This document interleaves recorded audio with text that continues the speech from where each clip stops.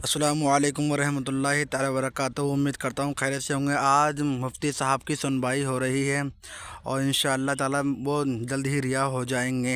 आप दुआ करें।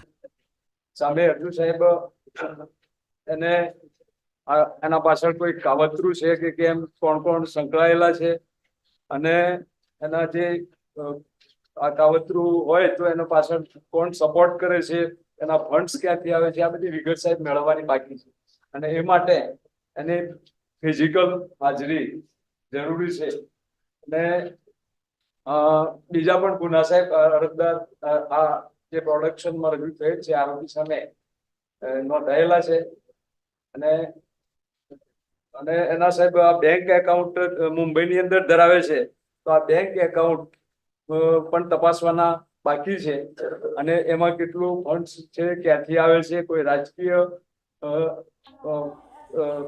પાર્ટી સંકળાયેલી છે, આ બધી વિગતો સાહેબ મેળવવા માટે ફિઝિકલ હાજરી જરૂરી છે અને એના સાહેબ સીડીઆર પણ મેળવવાની તજવીજ કરેલી છે। આ તમામ સંજોગોમાં સાહેબ એને ફિઝિકલ કસ્ટડી જરૂરી હોય સાહેબ રિમાન્ડ 10 દિવસના રિમાન્ડ આપવા વિનંતી। ઓકે, ચાલો બીજું પટેલ કઈ કહેવાનું છે? ત્યાં જુનાગઢમાં પણ ભાષણ કર્યું, એમાં પણ આવું જ છે?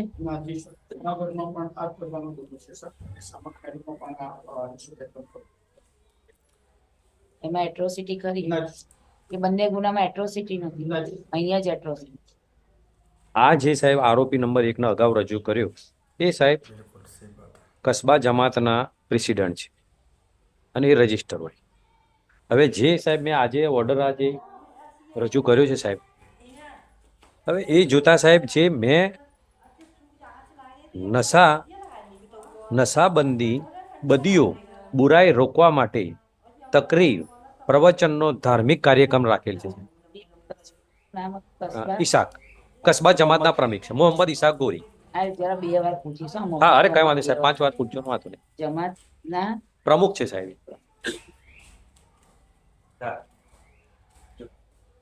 જોઈન કરી દે।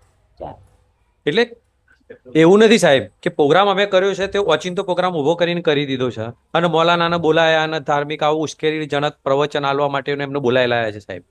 મેં જે સાહેબ આજે જે ઓર્ડર રજૂ કર્યો છે સાહેબ, એ ઓર્ડર જે રજૂ કર્યો એ ઓર્ડર સાહેબ મને એસડીએમએ સાહેબ મને પરવાનગી આપી છે અને પરવાનગી આપવા માટે મેં જરૂરી પુરાવાઓ જરૂરી રજૂ કર્યું છે અને કોણ કોણ પ્રવક્તા તરીકે આવવાના છે અને કોણ કોણ પ્રવક્તા તરીકે આવવાના છે એના નામ બી લખેલા છે સાહેબ। અને એ પ્રવક્તાના અંદર આ મુફ્તી અઝહરી સાહેબનું બી સાહેબ નામ છે અને એમને જો સાહેબ જો વાંધાજનક હોત એમના યુટ્યુબ ચેનલ। જી સર, ફોજદારી પરચુરણ 164/24 એ એ જુનાગઢના અંદર એમને રિલીઝ કરેલા છે સાહેબ, કોમ્પ્યુટરાઇઝ કોપી છે। પણ એમાં કઈ કલમો હતી? 100 ઉપર હેડિંગ મારેલું સાહેબ, એ ઓર્ડરના ઉપર હેડિંગ છે। એમાં એટ્રોસિટી નથી? નથી સાહેબ, નથી। એટલે સાહેબ આ હું કેમ આટલું થોડુંક કહું છું કે સાહેબ આમાં એક કે અને એના અંદર સાહેબ કોપી જો કે સાહેબ એસડી અરજી અમે આપી મામલતદારમાં, મામલતદારે ઇન્ક્વાયરી કરવા માટે સાહેબ એનો ઓર્ડર કરવામાં આવ્યો, એસડીએમમાં મોકલવામાં આવ્યું, ટાઉન પોલીસને મોકલવામાં આવ્યું। ટાઉન પોલીસે સાહેબ આ પ્રોગ્રામ કરવા સાહેબ કોઈ વાંધો નથી એ પણ સાહેબ એમને રજૂ કર્યું છે ઓપિનિયન, ત્યાર પછી સાહેબ આપવામાં આવ્યું છે અને એ આપવામાં આવ્યા પછી એમને કોપી ફોરવર્ડ પણ કરવામાં આવેલી છે। એના અંદર સાહેબ લખેલું જ છે કે પોલીસ ઇન્સ્પેક્ટર મોડાસા ટાઉન, મામલતદાર શ્રી, ચીફ ઓફિસર શ્રી અને જરૂરી પોલીસ બંદોબસ્ત ફાળવવા માટે 24/12/23 નો સાહેબ બનાવ છે અને 9/2/24 સાહેબ ફરિયાદ કરી છે। એ વખતે સાહેબ આ લાઈવ હતું સાહેબ ને યુટ્યુબ પર પણ હતું અને પોલીસના માણસો પણ ત્યાં હતા સાહેબ। તો એ દિવસે સાહેબ જો એમને વાંધા સરખું જો લાગ્યું હોત ને એલઆઈબીના માણસો પણ હતા સાહેબ અને આ પ્રોગ્રામ સારી રીતે કરવામાં આવ્યો છે, એ પ્રોગ્રામનો પોઝિટિવ રિપોર્ટ પણ પોલીસ દ્વારા કરવામાં આવેલો સાહેબ।